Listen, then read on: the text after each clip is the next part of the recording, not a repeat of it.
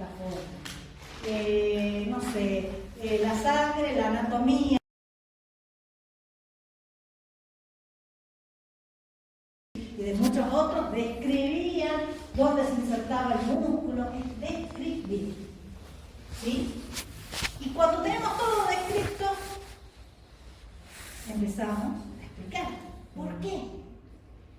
Fíjense que Linneo se quedó a medio camino. Tenía todo para pensar en el porqué.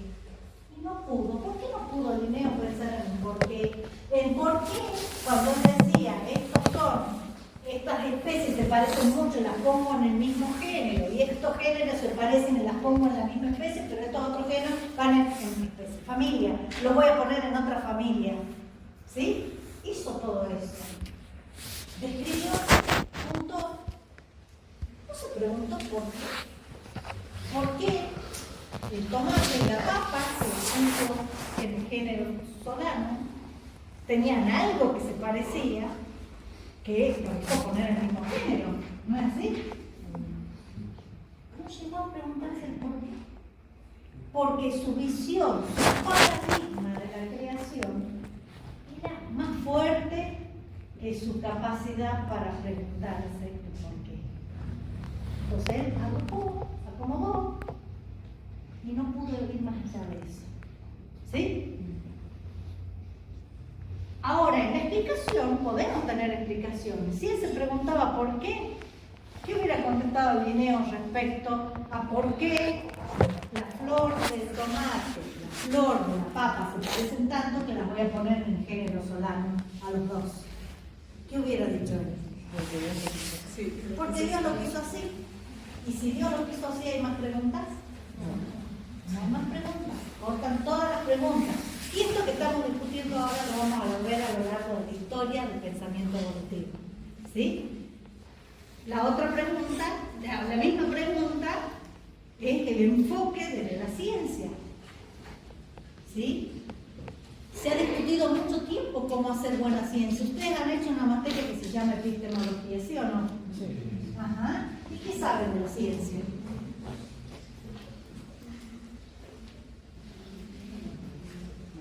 Alejandro Núñez está constantemente en cambio y evaluándose.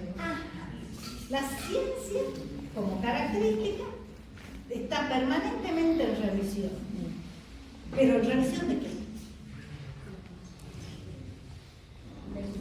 Hemos empezado un poco con un elemento muy adelantado. Primero, ¿de qué se ocupa la ciencia?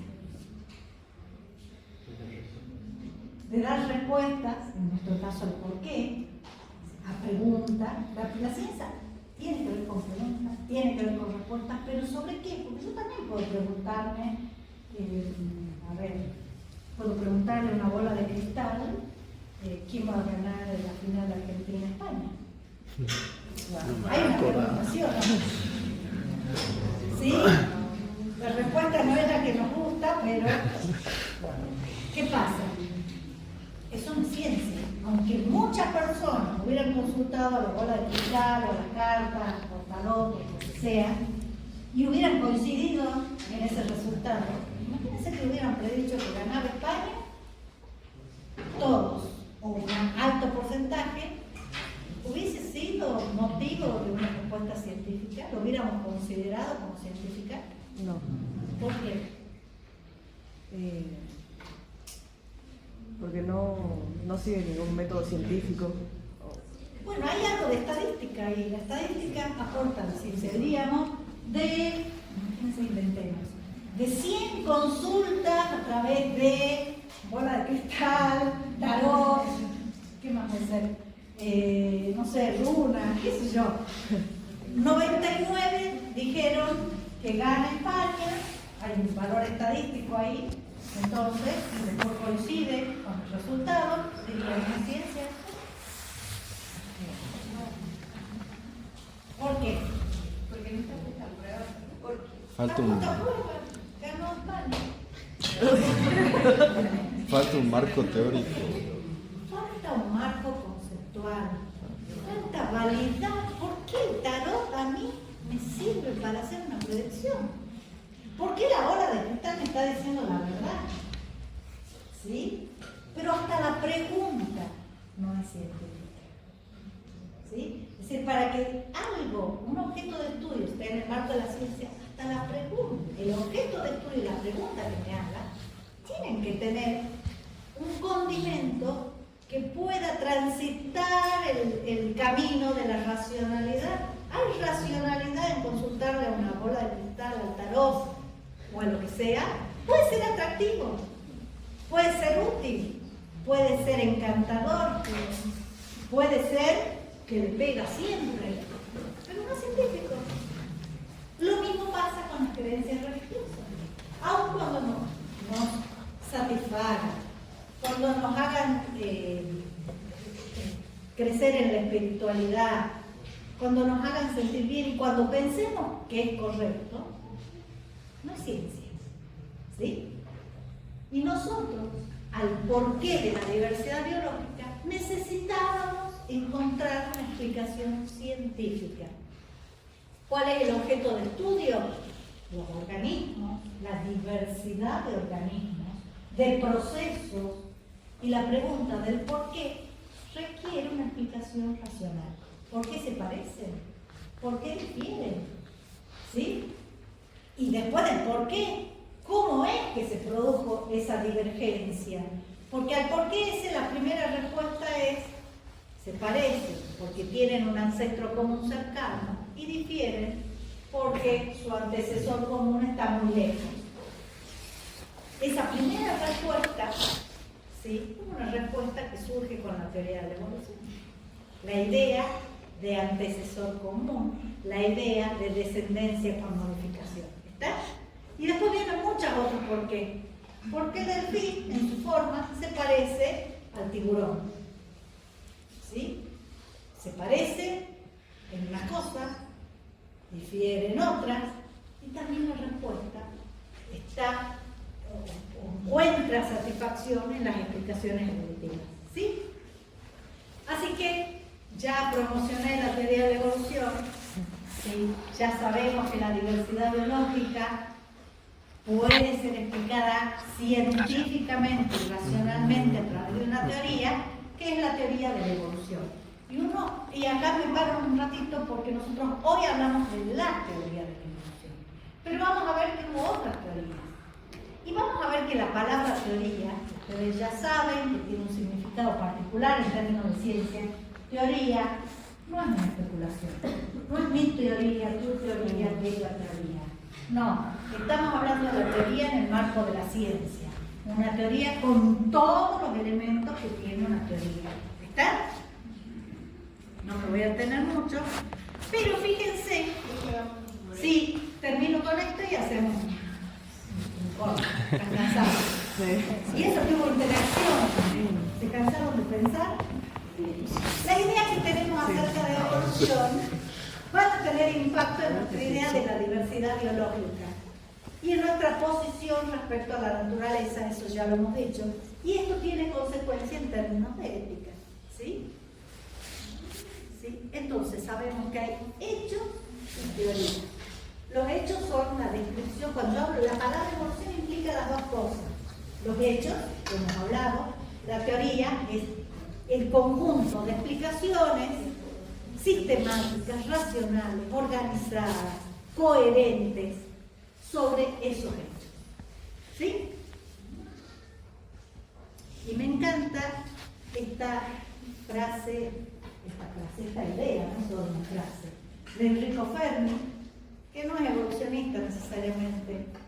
Fermi es matemático, o es matemático, y dice que en ciencia hay dos resultados posibles. Si el resultado confirma la hipótesis, usted ha hecho una medición. No hemos generado nada nuevo. Si el resultado es contrario a la hipótesis, entonces usted ha hecho un descubrimiento. Fíjense qué importante. Nosotros siempre buscamos, y esto tenemos que tenerlo presente cuando haga su tesis, siempre queremos confirmar cosas, ¿sí o no?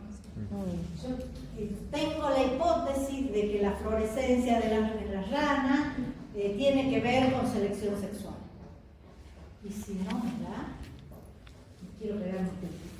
Y bueno, sí, en realidad, que no dé, me va a llevar a nuevas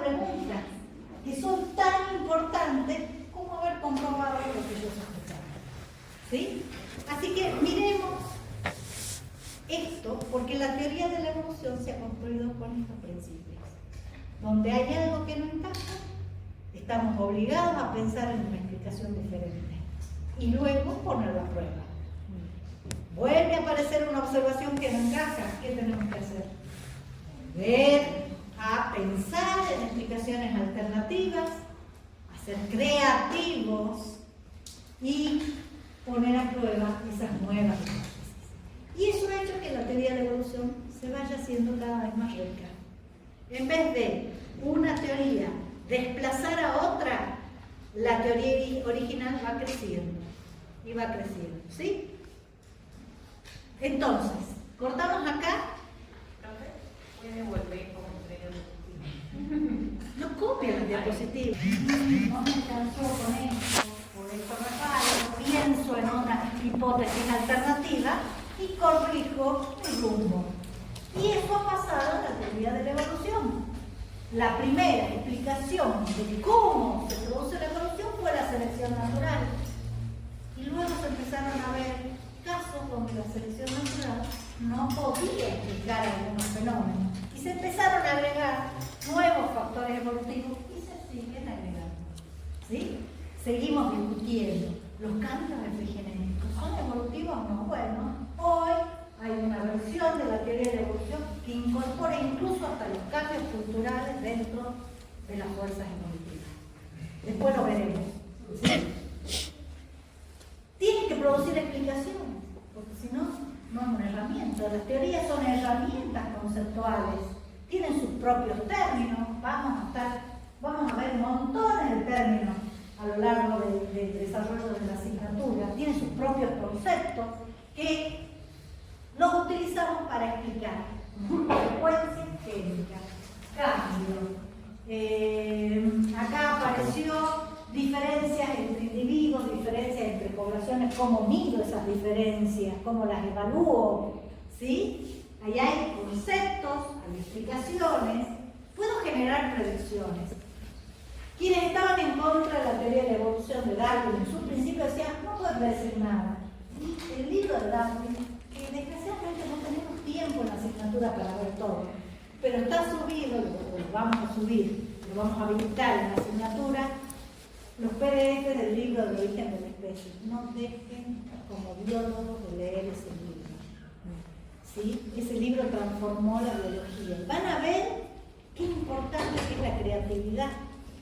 Con diseños muy sencillos puedes responder preguntas muy importantes. Imagínense que la teoría de la selección natural, que ya la vamos a ver, pero ustedes ya deben saber algo de genética, de introducción a la biología. Una idea que parece tan sencilla que podemos decir, sí, podría haberse nos ocurrido a cualquiera de nosotros, ¿sí o no?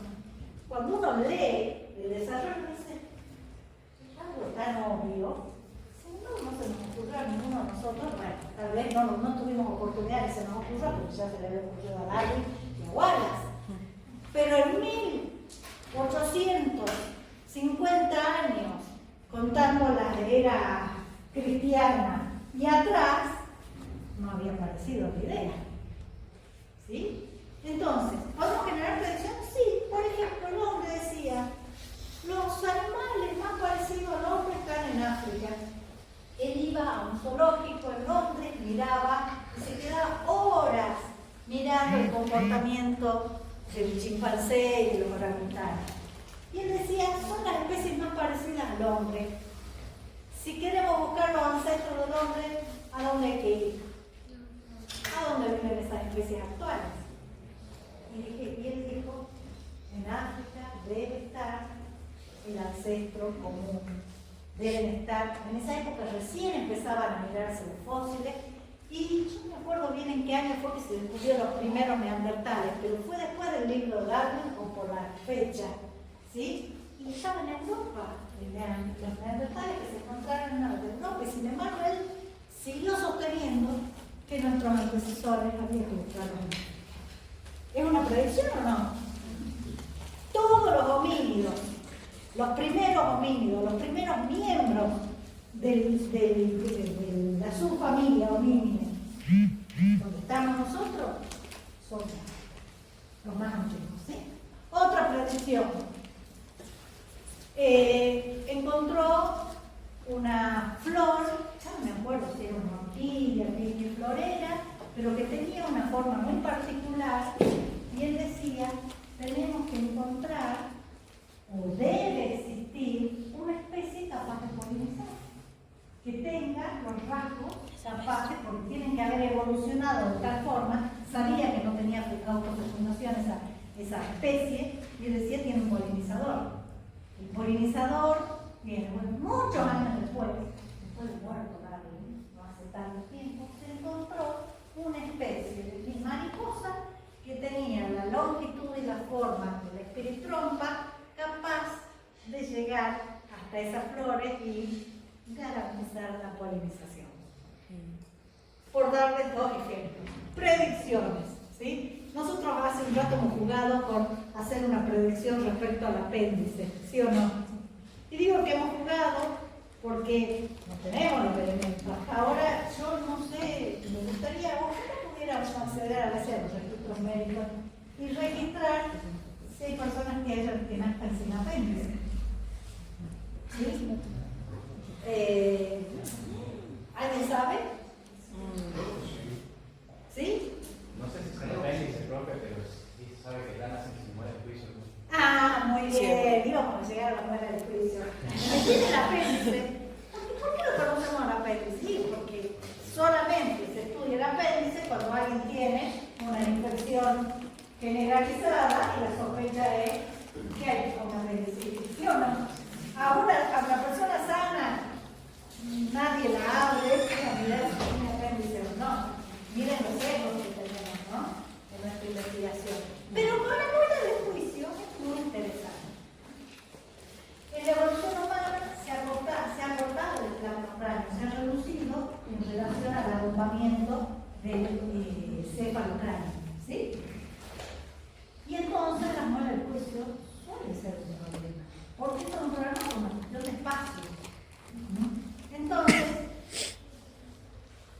la dentadura como que no encaja bien con tantos dientes, ¿sí? Y una hipótesis es que la muela del juicio se va a perder, ¿sí? ¿Cuál es la hipótesis? Primero, para que se confirme la hipótesis, deberíamos ver variabilidad. Individuos que nacen sin muela, individuos que nacen con muela, y que esto sea genético y heredable. Porque si no es genético y heredable, yo nací sin muela, pero mis hijos tienen muela, no pasó nada. ¿Sí? Sí, hay gente que nace sin muela. Hay mucha gente ahí agenesia. Yo, por ejemplo, tengo agenesia de los incisivos. Y es muy frecuente la agenesia de los incisivos. Agenesia es que no tenemos un germen.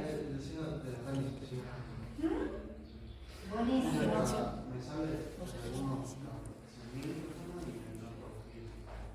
Muy bien. Debemos preguntar una cosa. Para que eso evolucione a que la especie no tenga apéndice, debemos cambiar nuestras prácticas culturales. La comida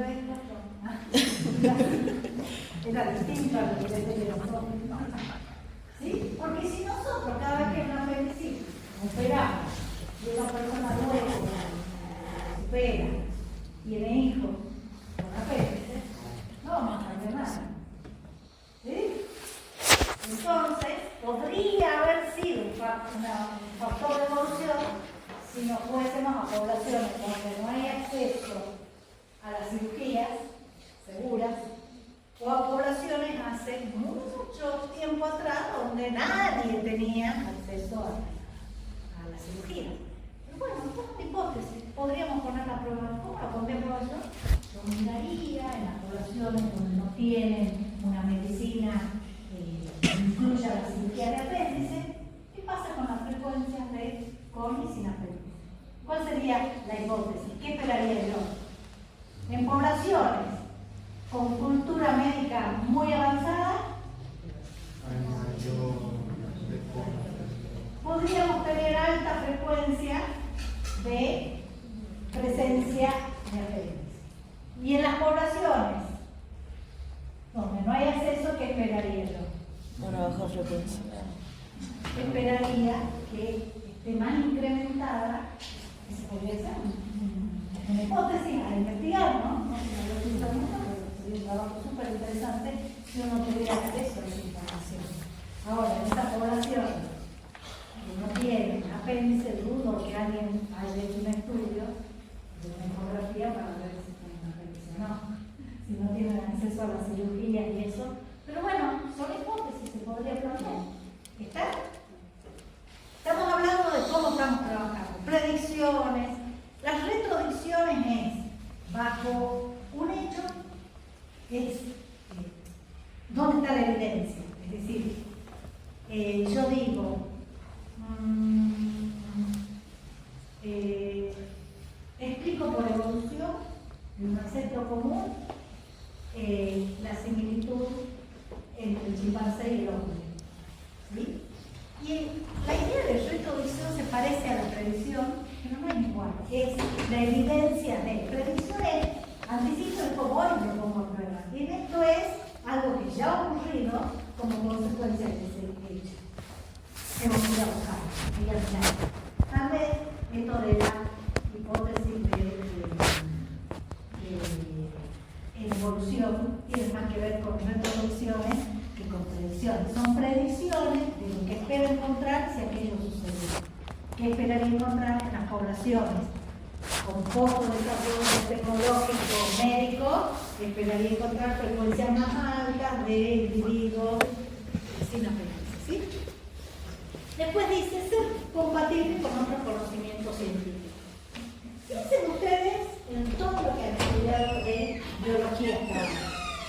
¿Qué teorías conocen de biología? La de la endosimbiosis. La endosimbiosis. ¿La teoría de la evolución es compatible con la endosimbiosis? Sí. Otra más. Es más, la endosimbiosis es subsidiaria de la evolución. Si yo no tuviese una noción de evolución, la endosimbiosis no se me hubiera ocurrido. ¿Sí? ¿Qué dijeron por ahí? Yo escuché un murmullito por ahí de alguna otra explicación. ¿Qué otras teorías conocen? Teorías, hipótesis. Teoría de la generación espontánea. ¿Es una teoría válida en la actualidad? No. Y ahí podríamos decir que discrepa con otros conocimientos. ¿Sí? ¿Cuál de los dos es verdadero? ¿La generación espontánea o la evolución? Contéstenme ya. La evolución. No duden en eso. ¿Quién descartó la generación espontánea?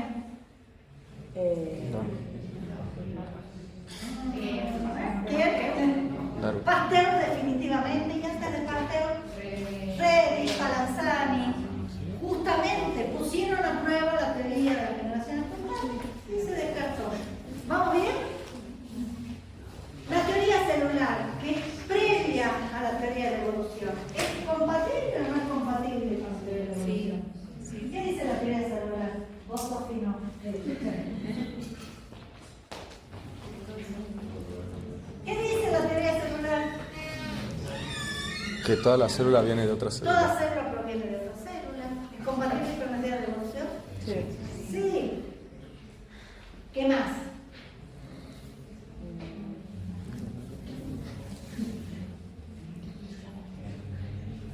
Las células de la humanidad funcional y Estructural. estructural de todo. La célula es la unidad funcional, estructural, y metabólica también, bueno, funcional mínima de los seres vivos. Es una definición de vida en realidad.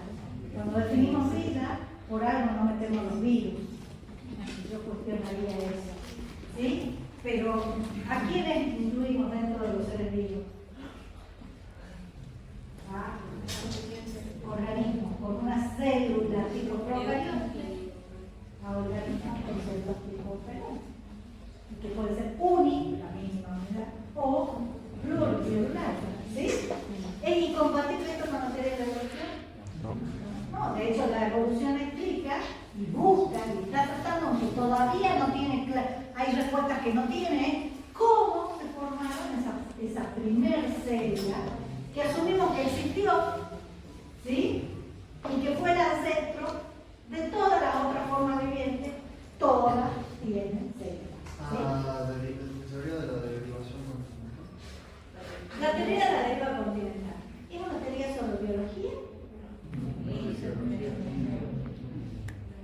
me encanta la idea, pero empecemos. ¿Es de biología? No. Tiene que ver con biología. ¿No es así? Con el movimiento. Tiene consecuencias. Tiene consecuencias y es compatible con la teoría de la evolución. Sí. La distribución actual de las especies puede explicarse coherentemente bajo la idea de la deriva de los continentes. ¿Sí? O sea, es compatible con otros conocimientos. ¿Sí? Ya explicamos algo de las discrepancias y finalmente tener una capacidad holística. Esto quiere decir abrir nuevas preguntas. Y ya les estoy contando yo que la teoría de la evolución todo el tiempo plantea hipótesis, a veces se convalidan, otras veces se rechazan y eso genera una nueva pregunta. ¿Sí? De hecho, no lo voy a poner porque estoy demorada, pero se lo voy a poner en la plataforma. Yo había hecho una simulación, pero no tengo internet acá, me olvidé de conectarlo, sobre que la teoría de evolución avanza en una espiral de conocimiento. Empezamos con ideas muy básicas, de esas ideas surgen hipótesis, ¿sí? Explicaciones, pero luego hay observaciones que no encajan con esas hipótesis y explicaciones y generan nuevas hipótesis que dan lugar a nuevas explicaciones, y entonces nuestra teoría de la evolución cada vez es más compleja. ¿Sí? Y esto traté yo de reflejarlo, no está ahí, pero ya voy a volver a eso, en esta idea. Fíjense que la primera noción vinculada a la evolución es que todos los seres vivos hemos evolucionado a partir de un ancestro común. ¿Sí? Esa es la primera gran idea de Darwin. Y la segunda es que las diferencias o la diversidad que vemos tiene que ver con la acción de un factor evolutivo que es la selección natural. Eso es el darwinismo, es el origen de la teoría de la evolución. Y me gustó, le pedí a la inteligencia artificial que me planteara las ideas como un árbol, tratando de reflejar el concepto de evolución. Ese árbol tiene sus raíces en las observaciones, son las pruebas de la evolución, con las que ustedes van a trabajar el jueves que viene. Fíjense que el darwinismo le faltan respuestas. Acá, ¿dónde está el espiral que hice yo? Fíjense que entre las hipótesis que plantea Darwin para la acción de la selección natural tiene una debilidad, ya la vamos a ver en detalle más adelante, que es que no sabía cómo se originaba la variabilidad genética. Y es allí donde el mendelismo puede, mejor dicho, no el mendelismo, post-mendelismo, podemos entender cómo esos genes que Mendel explica como la base hereditaria de las variaciones, ¿sí? Se unen con la idea de Darwin y sabiendo que esos genes pueden cambiar y heredarse, tenemos el origen de la variabilidad. Y así es como nace el neodarwinismo. Estoy dando una versión muy cortita, porque hay más elementos, pero permítanme ser sintética, y con eso nace la genética de poblaciones. Empecemos a mirar qué les pasa a los genes en las poblaciones, generación tras generación, y cómo cambian. Hay respuestas aquí, y acá, además de la selección natural, se agregan factores. Hace un rato, ¿cómo te conoces? Iñaki dijo algo de flujo, y yo te dije, no, el flujo acá no, es otra cosa. Vos dijiste, no hablo en el momento la palabra flujo, porque el flujo también es un factor evolutivo que es visto desde la genética de población. El aporte matemático de cómo ver y mostrar que los genes cambian la frecuencia a lo largo de las generaciones es el centro de la genética de poblaciones, y esto llevó a que más adelante diferentes autores dijeran, bueno, ustedes han descrito qué les pasa a los genes en la población. Ahora, ¿cómo aplicamos esto al fósil? Dijo Simpson. Y entonces enganchó la idea de la genética de poblaciones con la evolución y las extinciones, ¿sí? Desde el punto de vista paleontológico. Vino Ford y dijo, bueno, y ahora cuando yo miro las poblaciones actuales y miro realmente no los genes en una caja de drosofila artificial o en un modelo matemático, pasa. Y Ford miró las poblaciones naturales y pudo aplicar lo que se sabía de genética de poblaciones al campo de la ecología.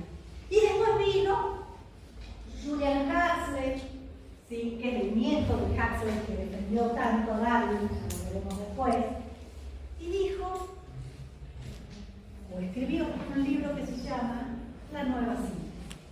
Es decir, todos los ingredientes que se fueron agregando, estoy diciendo algunas cosas nada más, pero es lo que vamos a ver a lo largo de la materia, se agregó y se construyó lo que hoy conocemos como la síntesis moderna. Pero esa síntesis moderna incorporó todo la cuestión de la genética, que Darwin no tenía la más pálida idea, incorporó nuevos mecanismos a la selección natural, sumó la deriva, el flujo, ya veremos eso, pero siguió con la idea fuerte de que la evolución ocurre lentamente, acumulando pequeños pasitos. Y esto llegó, y que donde toda la evolución tenía que ver sobre todo con la adaptación. La evolución se veía casi, a pesar de que se habían incorporado otros factores, era casi exclusivamente o muy dirigida por la selección natural. Y ahí apareció el estudio de las moléculas. Una cosa es mirar el color de la piel o el color del ala de una mariposa, y otra cosa es mirar las proteínas y los ácidos nucleicos. Y ahí surge, expliquemos qué está pasando con la evolución de estas moléculas. Y eso se suma a la teoría de la evolución, y lo que se ve es que a nivel molecular muchos de los cambios son neutros. ¿Se acuerdan que yo les decía de la neutralidad? Y eso se agregó a la síntesis, ¿sí? Tuvimos el gran desarrollo de la secuenciación de genes, lo que se conoce como genómica, primero describiendo cómo era el genoma de una especie, y después, ojo, no todos los individuos somos iguales, miremos la variabilidad dentro de la especie, y esa es la genómica. Y la genómica mostró muchas cosas que no podían o no eran compatibles con lo que estábamos viendo solo bajo la teoría sintética. Por ejemplo, ¿por qué hay ADN chatarra? ¿Cómo lo explico a ese ADN chatarra? Es chatarra. Y cuando empezamos a ver lo que era chatarra, tenía que ver con regulación, había otras cosas. Y hoy hay una teoría evolutiva que ha incorporado muchos fenómenos, muchos de ellos vinculados a la macroevolución. ¿Qué pasa con la plasticidad fenotípica? ¿Qué pasa con los cambios epigenéticos que se dieron en muchas generaciones posteriores? Y hay algunos que dicen que todo eso nuevo, evo-devo en la evolución, basado en los cambios en los genes del desarrollo, lo deben haber visto en, creo que biología celular, ¿no? El desarrollo, ¿dónde lo vimos? En zoología. Una vez, ¿no les suena que han hablado de los genes? Ah, sí. Bueno, ¿cómo esas observaciones se incorporan a la teoría de la evolución? Son pequeños cambios que producen una alteración en los genes del desarrollo, o grandes cambios. La alteración en los genes del desarrollo produce grandes cambios. Recuerden, en genética lo deben haber visto, las moscas que salían a ver, antenas. Patas Patas en la cabeza. Anterapedia. Esos son genes de desarrollo. Bueno, eso es un pequeño cambio, ¿verdad? O es un cambio abrupto. La cantidad de segmentos, por ejemplo, que diferencia un miriápodo de otro tipo de artrópodo. ¿Es un cambio gradual? ¿Aparece medio segmentito? ¿O aparece un segmento nuevo? Muchos segmentos. Bueno, hay que poner en discusión la afirmación de que los cambios son graduales, acumulativos y pequeños. Todo eso o es la teoría de la evolución. Algunos más reaccionarios dicen, tenemos que decir que hay una teoría que reemplaza a otra. Yo no soy tan reaccionario, yo tengo la visión de la espiral, ¿sí? Pero van a leer textos, de hecho, les voy a subir en el momento oportuno la bibliografía, de aquellos que promueven que hay que hablar de una teoría sintética, espérenme, es la síntesis evolutiva expandida, ¿sí? Y se está hablando mucho de eso hoy, y ellos dicen, no alcanzan con hablar de agregados, sino en una visión distinta. Podremos discutirlo y de eso se trata la ciencia. Acá en la evolución van a ver que hay muchas cuestiones que no están resueltas, que son las preguntas que nutren a la ciencia. Por ejemplo, ¿las especies existen? ¿O las especies son solo una abstracción de nuestro cerebro? ¿Sí? ¿Qué pesa más? ¿Los cambios neutros o los cambios adaptativos en la evolución? ¿Qué ha sido más importante? Hay montones de preguntas. Y en la materia vamos a ver, y no todo está resuelto. La teoría se compone de hechos, observaciones, hipótesis en distinto nivel de generalidad y distinto nivel de, podríamos usar la palabra verificación en sentido positivista, pero para que haya una verificación hubo un sometimiento a prueba. Algunos de esos sometimientos a prueba descartan y han hecho que se generen nuevas hipótesis. Y esas nuevas hipótesis también tienen distintos grados de corroboración, ¿sí? Las que se mantienen firmes van enriqueciendo y haciendo que este árbol sea o haya empezado como un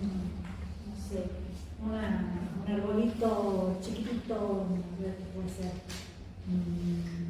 como una plantita de tomate, y termine hoy como una secuoya enorme, llena de ramificaciones que parten desde distintos momentos. Y esto es el tiempo, vemos que esas ideas se han ido incorporando en distintos momentos y son líneas de trabajo incluso. ¿Sí? ¿Vamos bien? Bueno, una ciencia no le alcanza con tener una sola forma de abordar un problema. Se nutre de muchas vías independientes. Podemos estudiar los fósiles, podemos mirar la anatomía y compararla, podemos mirar secuencias de una misma molécula en distintos organismos, podemos ver que hay secuencias en una especie de un genoma que parecen de otra, como por ejemplo, hay un montón de videitos que muestran que nuestra especie actual tiene fragmentos de neandertales. ¿Han oído hablar de eso? O de denisovanos. Hay cuestiones de biogeografía, ¿por qué el ñandú y el avestruz se parecen? Hay cuestiones del desarrollo, o sea, hay muchos elementos. Eso, sin hablar de las evidencias actuales, como por ejemplo, de la resistencia a los antibióticos en las bacterias. O de cómo se predijo hacia dónde iba a ir la evolución del COVID. Ustedes han vivido la pandemia, ¿sí? En un momento crítico, y deben haber, si han hecho el seguimiento, a lo mejor no estaban tan interesados como yo, pero ¿qué se esperaba que le pase al virus? Y entre las predicciones basadas en la teoría de la evolución, se esperaba que el virus evolucionase de una forma más contagiosa, pero menos dañina. ¿Sí? Y es lo que pasó. ¿Sí? Bueno, esas coincidencias, esas corroboraciones hacen que la teoría de la evolución sea una teoría consistente, sea firme y por ahora el paraguas de la biología. ¿Sí? Porque por ahora, ¿qué característica tiene la ciencia? Es una actividad humana. Es una actividad humana, pero ¿por qué por ahora? El conocimiento es provisional. Si mañana a alguien se le ocurre una idea mejor, ¿sí? Y que explique, y que se sustente, y que cumpla con todos los pasos, y tenemos que tirar abajo la teoría de la evolución, y tendrá que caer. ¿Qué es lo que estamos viendo? Es fuerte. Que en todo caso, todas esas cosas que no encajan, se suman a la teoría desde una hipótesis que la complementa, no que la desplaza, no que la elimina. ¿Se entiende, no? Bueno, y acá está una cosa, un fenómeno histórico, ¿sí? Darwinismo, no se ve muy bien, después se lo subo se lo subo esta imagen sola a la plataforma, esta imagen. Neodarwinismo, el aporte de la genética de poblaciones entre la década del 20 y del 30, la construcción de la síntesis moderna entre el 30 y el 50, la expansión de la síntesis entre 1950 y 2000, se los voy a subir a esta imagen, ¿sí? Y la teoría evolutiva contemporánea, que algunos querrán llamarle teoría evolutiva expandida, y otro diremos es la expansión de la teoría que ya conocemos, ¿sí? El estatus cambia, si tiene que tener un lugar propio o es algo que se ha sumado a lo anterior. Y le doy mi posición. Para mí, por ahora, hasta que cambie, hasta que otros elementos me indiquen lo contrario, por ahí es más una suma que algo que en sí mismo tenga un lugar especial. ¿Se entiende? Porque esa teoría expandida no elimina nada de esto, agrega cosas. ¿Sí?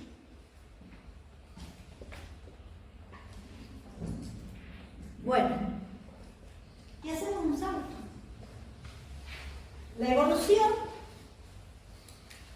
describe la historia de la vida en la Tierra, la historia de la diversidad, y explica cómo ha ocurrido esa historia. ¿No es así? Dijimos que la materia se va a basar no en describir los hechos, que algo de eso vamos a ver en la última unidad, lo van a ver con trabajo que ustedes van a presentar, ¿sí? Pero nos vamos a centrar, dijimos, en las explicaciones.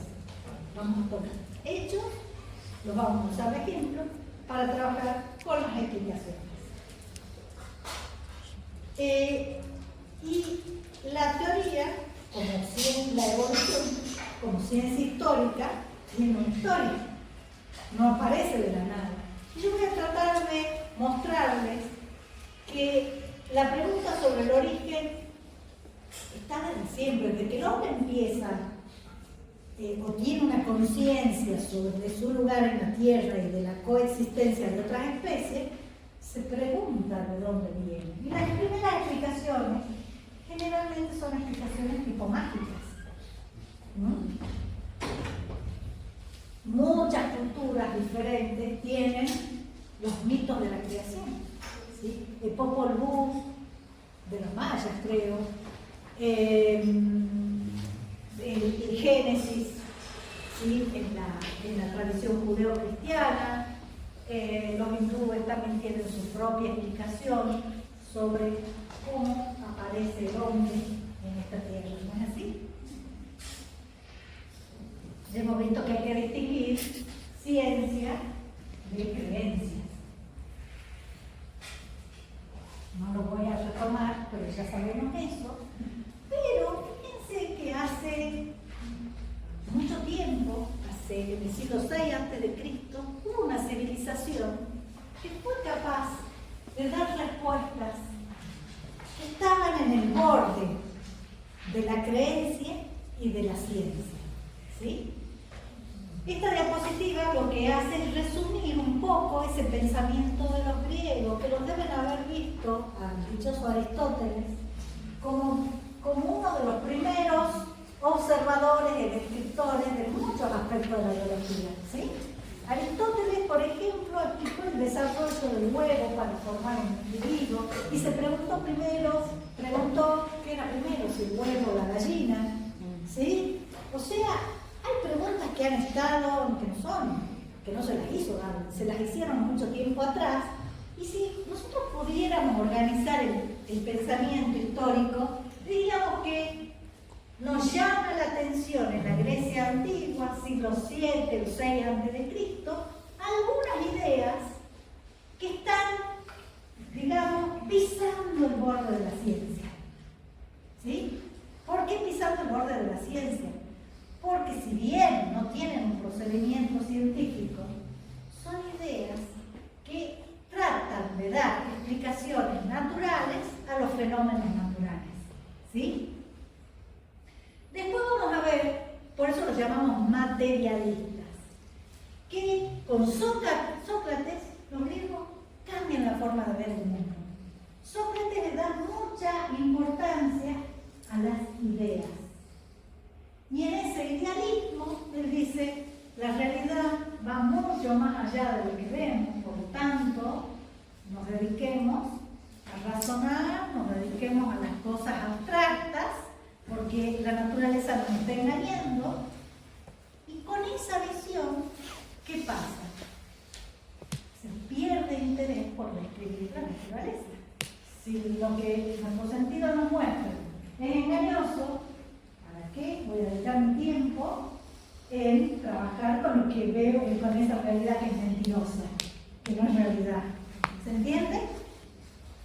Y esa visión, Platón la lleva al máximo y habla del mundo de las ideas, y eso nos aparta un poco de la explicación natural de los fenómenos naturales. ¿Se entiende? Nos vamos apartando, veníamos rumbeando bien hacia el lado de la ciencia, y de golpe un señor Sócrates, que propone ideas muy interesantes desde el punto de vista filosófico, nos aparta el camino de la mirada más adecuada para hacer ciencia respecto a la naturaleza. Pero resulta que hay un señor Aristóteles que usa las dos cosas.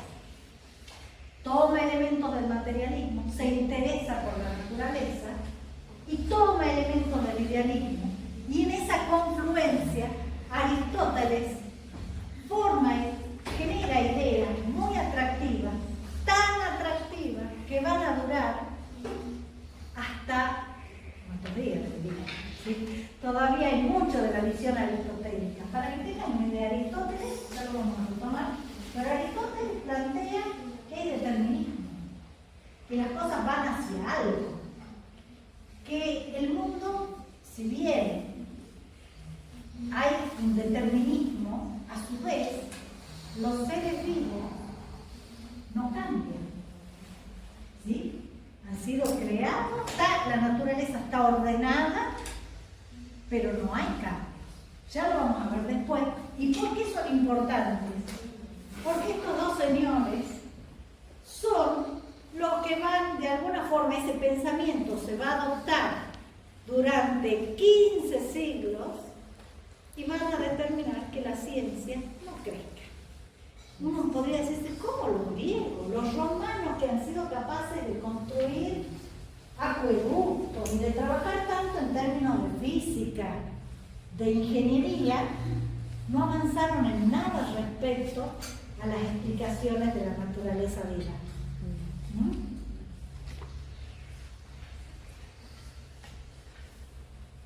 Entonces, tenemos el panorama general, miremos ahora lo que pasó. Para estos griegos del siglo VI a.C., la naturaleza no es un simple capricho de los dioses. Hay fenómenos naturales producidos por causas naturales que el hombre puede conocer. ¿Sí?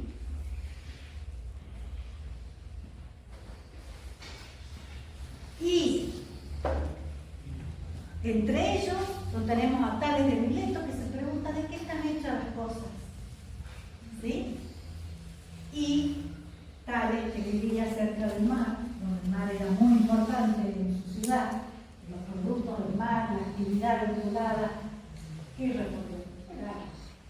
El agua es la base de la que todo está constituido.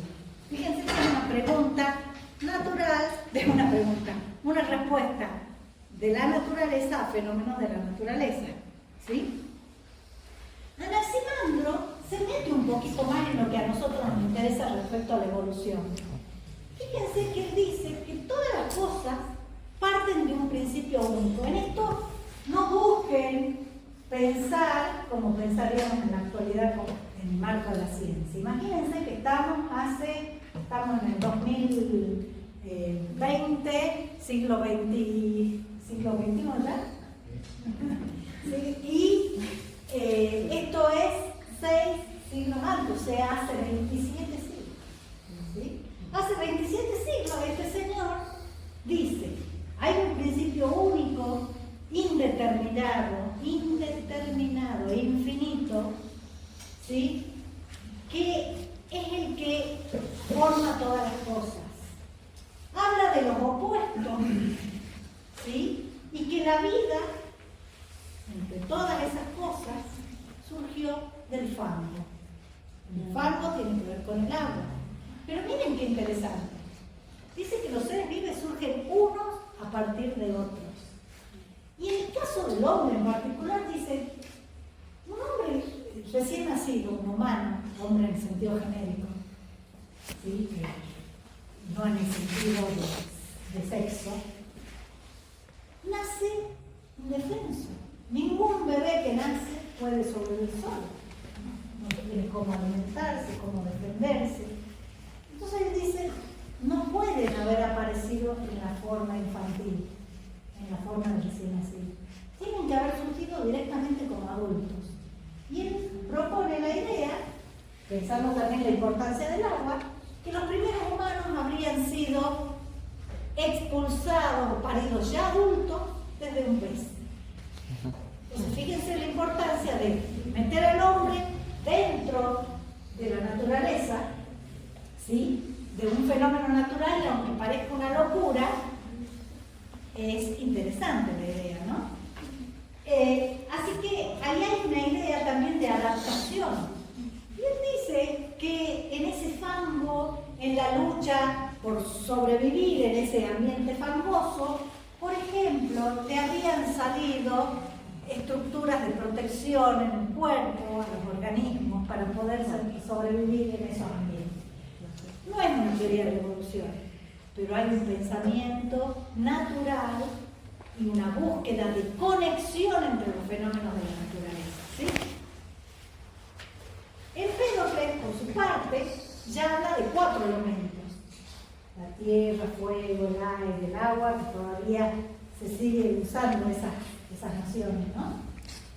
Y miren qué interesante, él dice que estos elementos, ¿sí?, participan combinándose de distinta forma y proporción para dar lugar a los seres vivos. Habla de la aleatoriedad. Se combinan al azar, pero qué curioso, hay momentos, ¿sí?, donde se combinan, serían los momentos del amor, ¿sí?, y los del odio donde se separan. Pero además él dice, en esa combinación aleatoria hay resultados que son armónicos, y esos resultados armónicos sobreviven. Y en esas combinaciones aleatorias hay resultados que no son armónicos y por lo tanto no sobreviven. Podría ser una idea cercana, próxima a nuestro concepto de selección natural. ¿No es así? Así que sí, seguimos viendo cómo hay una búsqueda con elementos místicos, pero hay una búsqueda de explicaciones naturales, ¿sí?, a fenómenos naturales. En este caso, a las formas vivientes. Ya dijimos que Sócrates nos cambió la historia, porque en su filosofía le da mucha importancia a la razón, al pensamiento, a la idea de que los sentidos nos engañan, que hay una realidad que está más allá de lo que vemos, oímos y tocamos, y que si todo eso nos produce errores, entonces, ¿para qué vamos a perder el tiempo, dijimos, en describir? ¿Sí? Entonces las respuestas no están en la naturaleza. Las respuestas, ¿sí?, o la verdad, hay que encontrarla en nuestro razonamiento, en nuestras reflexiones. Y algo interesante es que él promueve la idea de que el razonamiento va de lo particular a lo general. ¿Cómo conocemos esa idea? Como inducción, el inductivismo, que es uno de los principios de la ciencia moderna, inductivismo, deductivismo, ¿sí? Platón toma las ideas de Sócrates y entonces, bueno, busquemos los principios abstractos que subyacen a la realidad. Entonces, en esos principios abstractos, si la realidad me engaña, nada mejor que pensar que los dioses han creado, a partir del caos, todo lo que vemos. Y que encima nos están engañando. ¿Sí? Y que, además, en esa creación no la hace el Dios mayor, sino dioses menores. Y por eso es que la naturaleza tiene imperfecciones. Porque está llevada a cabo por dioses de menor jerarquía. ¿Sí? Y Platón introduce algo que todavía tiene influencia en la biología actual, que es el esencialismo. ¿Qué es el esencialismo? El esencialismo es lo que nos hace pensar que las especies tienen una esencia que difiere de otra. Ese concepto de esencia, por la cual, ¿cuánto tiempo en la Edad Media se ha buscado esa quinta esencia, el éter? ¿Se acuerdan? ¿Se han visto alguna película que refiere a la Edad Media? La búsqueda de eso que hace que las cosas sean de una forma y no de otra, y que estén separadas. En esa idea de esencialismo ha durado tanto tiempo y sigue sostenida en nuestro campo de la biología, por ejemplo, en nuestro concepto de especie. Pensar que las especies tienen una esencia que las separa cualitativamente, o sea, discretiza lo que es una especie respecto a otras especies, ¿sí? Eso no lo trabaja necesariamente Platón, pero sí lo retoma Aristóteles, discípulo. Y entonces él dice, entre otras cosas, que en el mundo hay procesos de cambio. La idea de cambio es muy interesante porque sabemos que la evolución es cambio, pero Aristóteles introduce el cambio hacia la perfección. Eso también va a tener mucho impacto, ¿sí?, en los conceptos que tienen que ver con la evolución posterior. El cambio dirigido a la perfección, ¿sí? Pero el cambio para Aristóteles no es que las especies cambian de unas a otras. En cambio, subyace en que los entes o los individuos reales de una especie pueden cambiar hacia ese ideal perfecto de esa especie. Las especies no cambian, pero sí pueden ordenarse según su complejidad en lo que él llamó la escala del ser. ¿Sí? Esa escalera organiza la naturaleza según su perfección, según su complejidad. ¿Sí? Y esa idea de una diversidad biológica, él lo hace para todos, pero nosotros nos centramos en la biología, de una diversidad biológica ordenada y jerárquica, se sostiene y sin cambios, con esencia y sin cambios, se mantiene hasta Darwin. ¿Sí? Pero Aristóteles fue un gran observador y descriptor de los fenómenos naturales. Yo les hablé de que él describió cómo en el huevo estaban los principios que podían dar lugar a la gallina. Se preguntó qué era primero, si huevo o una gallina. Miren qué preguntas interesantes, ¿no? Para nosotros hay cosas que son hechos, pero también distingue el reino animal vegetal y lo ordena en la naturaleza. ¿Sí? Aquí tienen representaciones de esa escala del ser, ¿sí? Representaciones en textos antiguos de cómo Aristóteles había ordenado la naturaleza. La flecha indica la jerarquía, ¿sí? Abajo estarán los minerales, después las plantas, después los animales. ¿Y dónde está el hombre? Arriba, y después del hombre, los ángeles. Bueno, Aristóteles no hablaba de ángeles, pero quienes tomaron la idea de Aristóteles meten ahí los ángeles. Ahí para él estarían los dioses menores, los dioses mayores, qué sé yo. Sé poco de mitología griega. ¿Sí? Pero esa representación, fíjense que esos escalones están separados. Esto es un orden de la naturaleza, no un principio que explique cómo cambian. ¿Sí? Aristóteles era fijista. Esta es suele decir ciclista? Las especies son entidades que tienen una esencia fija, no cambian. Dentro de la especie hay individuos que pueden diferir y en todo caso pueden cambiar si esa perfección de la idea creada. ¿Está? Y esto ha sido muy importante, vuelvo a insistir, ¿por qué lo enseñamos en evolución? Porque ha sido un obstáculo para poder desarrollar ideas evolucionistas. Si partimos y le damos crédito a Aristóteles, ¿sí?, como se lo hizo durante mucho tiempo en la Edad Media, entonces no nos vamos a hacer preguntas, ¿sí?, vinculadas a explicar la diversidad biológica. Vamos a tomar esta palabra como la palabra autorizada. Piensen ustedes que el Renacimiento, ¿qué es lo que hace? Recuperar las ideas de los griegos, ¿sí?, valorarlas y tratar de acomodar las nuevas ideas. Y eso se hizo. Primero, bueno, esta es la idea de la escala natural, es lo que acabo de decir, ¿sí? Y esto también es lo que acabo de decir, y él dice, bueno, los seres vivos se generan por generación espontánea. Era lógico que en el siglo IV a.C. no supieran cómo se originaba un gusano. Sí, veían que si un animal se moría, después emergían gusanos, ¿sí o no? Bueno, hay que pensar con los elementos conceptuales que tenían en esa época, ¿qué podían deducir? ¿Sí?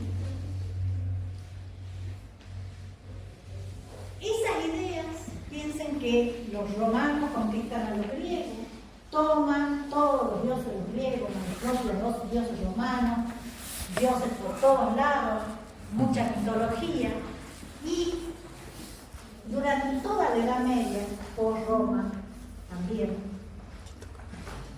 la religión no se contradice, ¿sí? O sea, si está escrito en un texto, en este caso estamos hablando del mundo occidental, hay cosas parecidas, aunque no exactamente iguales en las creencias del sudeste asiático, o de Japón, entre los hindúes hay diferencias, pero es cierto que nosotros miramos mucho el mundo en base a la cultura occidental.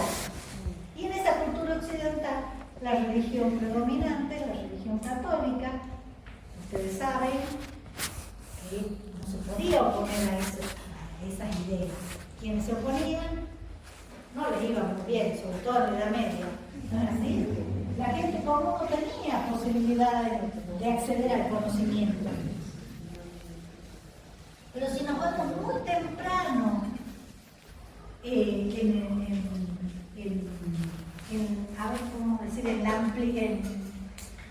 la ampliación del cristianismo,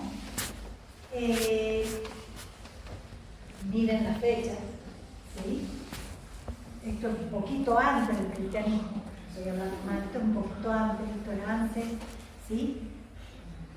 Hay alguien que también se le ocurrió pensar en una idea que no fuera religiosa para explicar el origen del hombre, ¿sí? Y él dice que los primeros humanos surgen de úteros que cuelgan de los árboles. No es tan loca la idea. ¿Qué hay en los árboles que produce descendencia? Frutos. Que tienen semillas. Y el útero podría ser el fruto donde en el interior está la semilla, es una equivalencia. ¿Por qué no? O sea, pensemos, ¿no?, en esa época, y no está hablando de los humanos de esa época, dice los primeros humanos, ¿sí? La pregunta está buscar dónde surgieron los primeros humanos, cómo surgieron, y darle una explicación que podrá ser irreal, pero usa elementos naturales. No dice un Dios metió a un hombre en el fruto de un árbol, ¿sí? Así que interesante, porque además tiene un objetivo. Él tenía un objetivo, había muchas supersticiones en la época, en la actualidad, que se habían sumado a las supersticiones de los romanos, las de los griegos conquistaron, y las de cada lugar iban contestando. Entonces, un poco para dispersar a él se le ocurre esta explicación. Y toda la Edad Media, un montón de tiempo, pasa en silencio.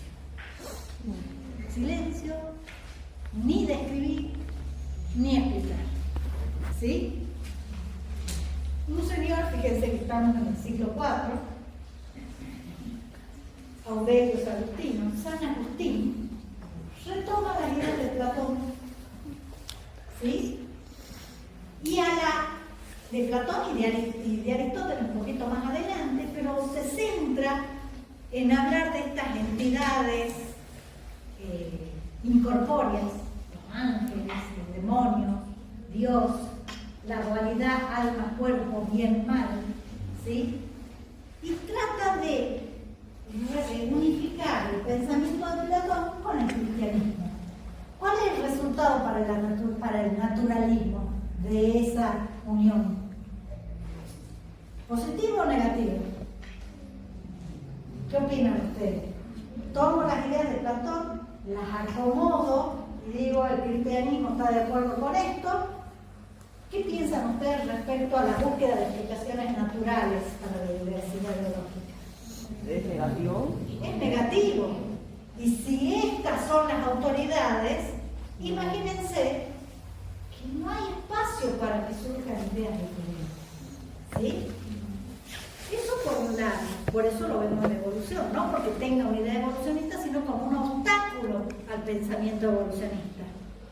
Algo parecido surge más adelante en el mundo occidental. No me meto con hindúes que tienen algunas ideas interesantes, ¿sí? Pero estamos hablando del surgimiento de la ciencia en este mundo occidental, que después toma aportes desde otras culturas. Y Santo Tomás, miren todo lo que pasó. Ya estamos, no les digo que casi finalizando, pero ya muy avanzada la Edad Media, ¿sí? Y Santo Tomás hace lo mismo que hizo San Agustín con Platón, pero Santo Tomás lo hace con las ideas de Aristóteles.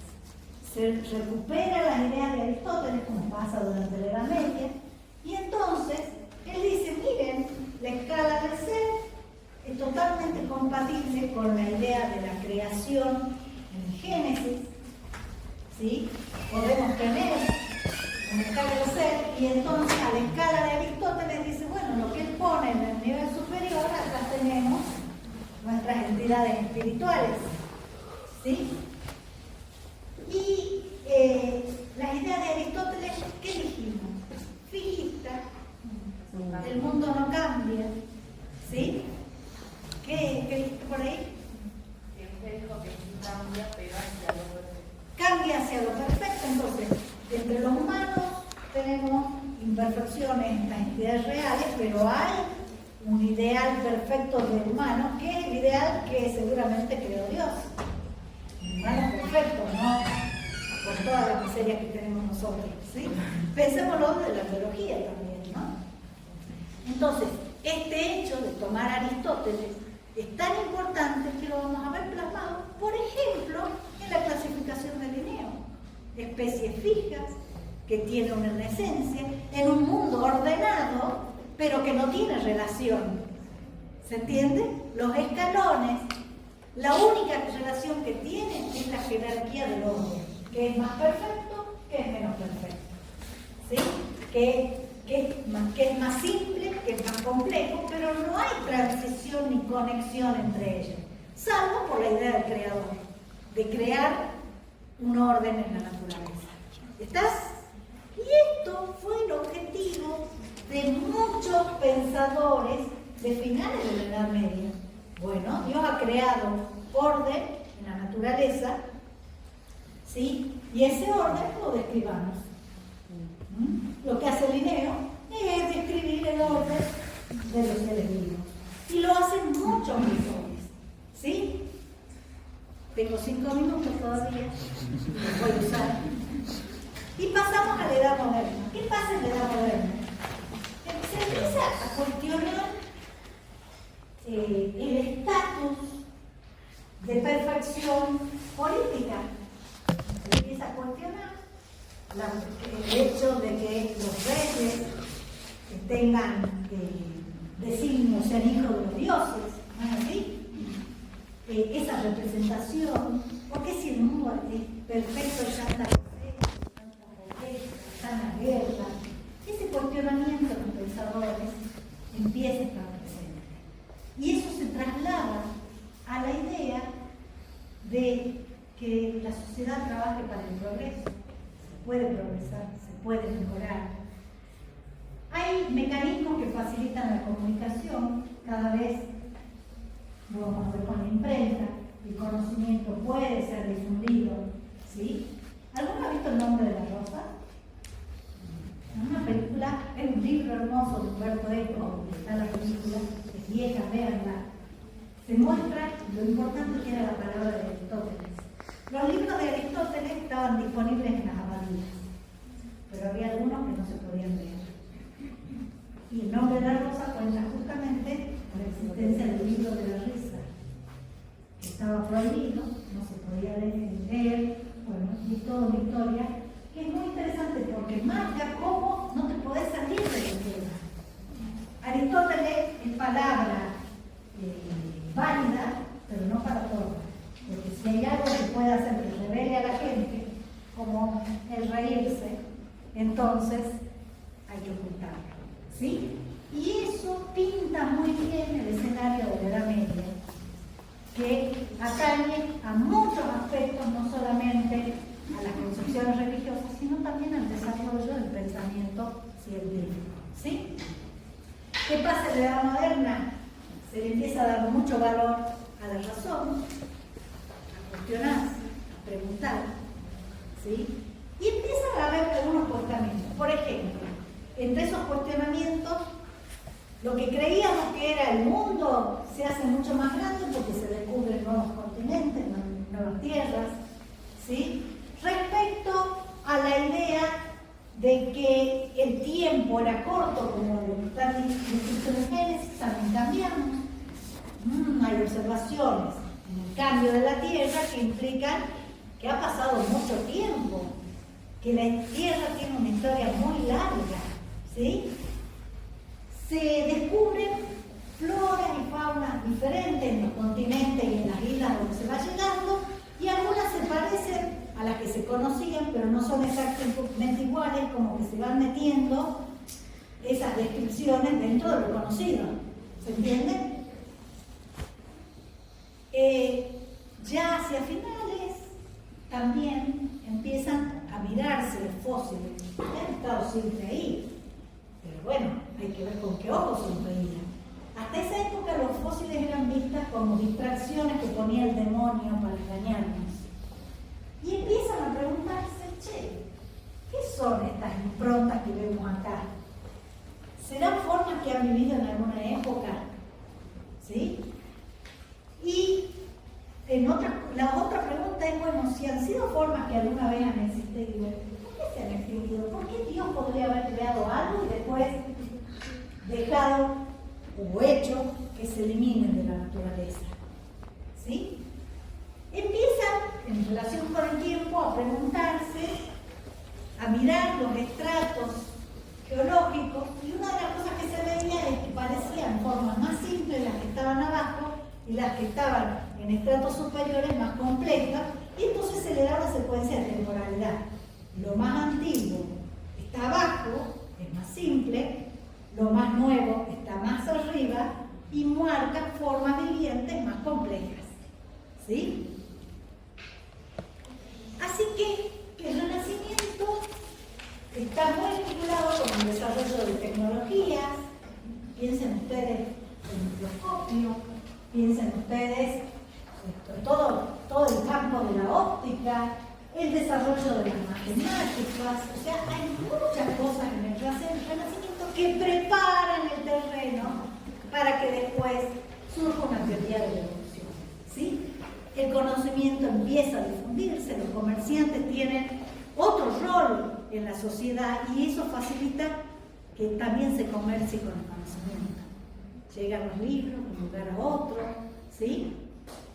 Y empiezan a construirse la metodología de la ciencia, autores como Bacon, que promueve la experimentación, o Descartes, que trabaja en términos de método deductivo, o bien Redi, que hace experimentos, ya hemos hablado hace un rato, descartando la generación espontánea, pero incluyendo el concepto de control.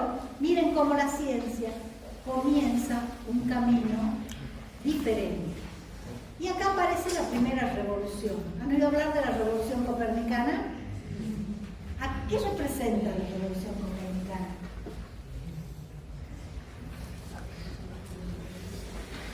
Bueno, búsquenlo. El heliocentrismo. ¿Qué cosa? El heliocentrismo. Lo que hace la revolución, ¿por qué una revolución? Porque saca a la Tierra del centro del universo.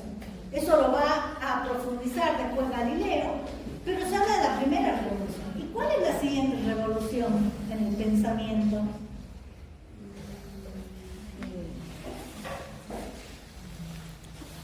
Como biólogos tienen que saber que la siguiente revolución en el pensamiento es la revolución darwiniana. Sabía la copernicana y la darwiniana no. ¿Qué hace Darwin? Y cerramos acá. Y en esa publicación, ¿por qué es revolucionaria? Porque no venimos de Dios, sino ¿Por qué? que venimos del mono, decía en ese tiempo. No decía eso, Darwin. No, sino que eso era la crítica que hacía. Pero es una idea popular y es como lo creyó incluso un obispo en su momento. ¿Sí? Él dijo que estamos emparentados, que tenemos un ancestro común. ¿Y eso qué hace?